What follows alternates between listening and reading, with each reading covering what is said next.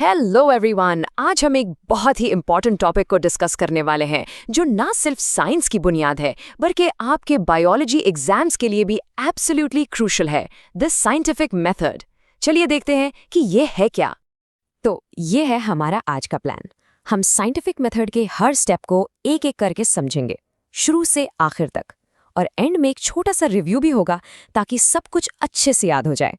Ready? Let's go. Okay, let's dive right in. सबसे पहला सवाल, ये साइंटिफिक मेथड आखिर है क्या? What is it all about? Well, आसान लफ्जों में द साइंटिफिक मेथड एक सिस्टमैटिक प्रोसेस है, यानी एक स्टेप बाय स्टेप तरीका। कोई भी साइंस हो, फिजिक्स, केमिस्ट्री या बायोलॉजी, सारे साइंटिस्ट्स इसी मेथड को फॉलो करके नई चीज़ें डिस्कवर करते हैं और पुरानी थ्योरीज को चैलेंज करते हैं। और इस पूरे प्रोसेस के ये 6 मेन स्टेप्स हैं जो आप स्क्रीन पर देख सकते हैं। अब चलिए इन्हें एक एक करके डिटेल में समझते हैं। हर साइंटिफिक इन्वेस्टिगेशन इन्हीं 2 पहले कदमों से शुरू होती है। एक तो है प्रॉब्लम को पहचानना और दूसरा है उस पर गहरी नज़र रखना, यानी observation. So step 1, recognition of a problem. ये हमारा स्टार्टिंग पॉइंट है। एक साइंटिस्ट किसी ऐसी चीज़ को देखता है जिसका जवाब उसे नहीं पता। फॉर एग्जाम्पल, सोचिए एक बायोलॉजिस्ट देखता है कि एक खास किस्म के प्लांट्स बाकियों से ज़्यादा तेज़ी से ग्रो कर रहे हैं। उसके जहन में फौरन एक सवाल आएगा, ऐसा क्यों हो रहा है? यही हमारी साइंटिफिक प्रॉब्लम है। प्रॉब्लम मिलने के बाद दूसरा स्टेप है ऑब्जर्वेशन। इसमें साइंटिस्ट अपने 5 सेंसेस, यानी जो वो देखते, सुनते या महसूस करते हैं, उसको यूज करते हैं। साथ ही वो पहले से हुई रिसर्च को भी पढ़ते हैं। इन दोनों चीजों से इंफॉर्मेशन जमा करना बहुत जरूरी है। और हाँ, ये पॉइंट बहुत इंपॉर्टेंट है, खास तौर पर आपके एग्जाम्स के लिए। ऑब्जर्वेशंस 2 किस्म की होती हैं। एक है क्वालिटेटिव, जो क्वालिटीज बताती है, जैसे फूल का रंग लाल है, इसमें नंबर्स नहीं होते। दूसरी है क्वांटिटेटिव, जिसमें नंबर्स और मेजरमेंट्स होते हैं, जैसे दरख्त पर 5 परिंदे हैं। याद रखें, साइंस में क्वांटिटेटिव ऑब्जर्वेशंस ज़्यादा अहम होती हैं क्योंकि वो एक्यूरेट और मेजरेबल होती हैं। ओके, तो हमने प्रॉब्लम देख ली, ऑब्जर्वेशंस भी कर ली। अब आगे क्या? अब इन ऑब्जर्वेशंस की बुनियाद पर हम एक टेस्टेबल आइडिया बनाएंगे। And that brings us to step 3, hypothesis. A hypothesis is basically an educated guess. ये आपकी प्रॉब्लम का एक पॉसिबल टेम्पररी सा जवाब होता है जो आप अपनी ऑब्जर्वेशंस की बेस पर बनाते हैं। लेकिन एक अच्छी हाइपोथेसिस की कुछ खास बातें होती हैं। पहली, वो प्रॉब्लम का जवाब देने की कोशिश करे। दूसरी, वो आपकी सारी ऑब्जर्वेशंस से अग्री करे। सबसे इंपॉर्टेंट, वो टेस्टेबल हो, यानी उस पर एक्सपेरिमेंट किया जा सके। और आखिर में उसे गलत साबित करने का भी कोई तरीका हो। हाइपोथेसिस के बाद आता है स्टेप 4, डिडक्शन।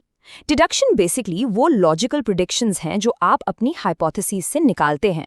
इसमें आमतौर पर इफ देन लॉजिक यूज होता है, यानी अगर मेरी हाइपोथेसिस सच है तो फिर एक्सपेरिमेंट का रिजल्ट ये होना चाहिए। चलिए इस इफ देन लॉजिक को आपकी बुक की एग्जाम्पल से समझते हैं। लेट्स से हमारी हाइपोथेसिस है कि प्लांट के पत्ते आयरन की कमी की वजह से खराब हो रहे हैं। तो इसकी डिडक्शन क्या होगी? इट्स सिंपल, इफ आयरन की कमी ही असल वजह है, देन अगर हम मिट्टी में आयरन डालेंगे तो प्लांट ठीक हो जाना चाहिए। See, a perfect if then prediction. Alright, हमने गेस भी कर लिया, प्रिडिक्शन भी बना ली।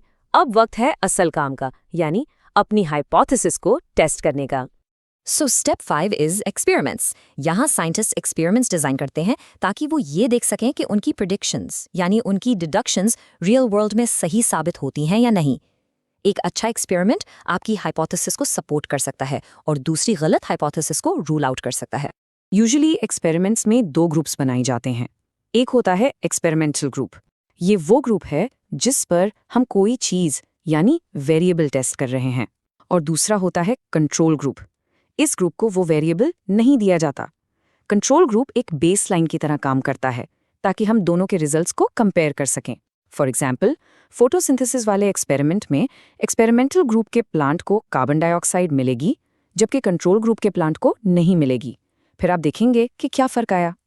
चलिए, एक्सपेरिमेंट तो हो गया, हमारे पास डेटा भी आ गया। तो अब अगला स्टेप क्या है? अब बारी है रिजल्ट्स को एनालाइज करने की और उन्हें पूरी दुनिया के साथ शेयर करने की। हमारा आखिरी स्टेप है रिजल्ट्स। साइंटिस्ट अपने एक्सपेरिमेंट के डेटा को इकट्ठा करते हैं और उसे समराइज करते हैं, आमतौर पर ग्राफ्स और स्टैटिस्टिक्स की मदद से। फिर वो अपनी फाइंडिंग्स को साइंटिफिक जर्नल्स और किताबों में पब्लिश करते हैं।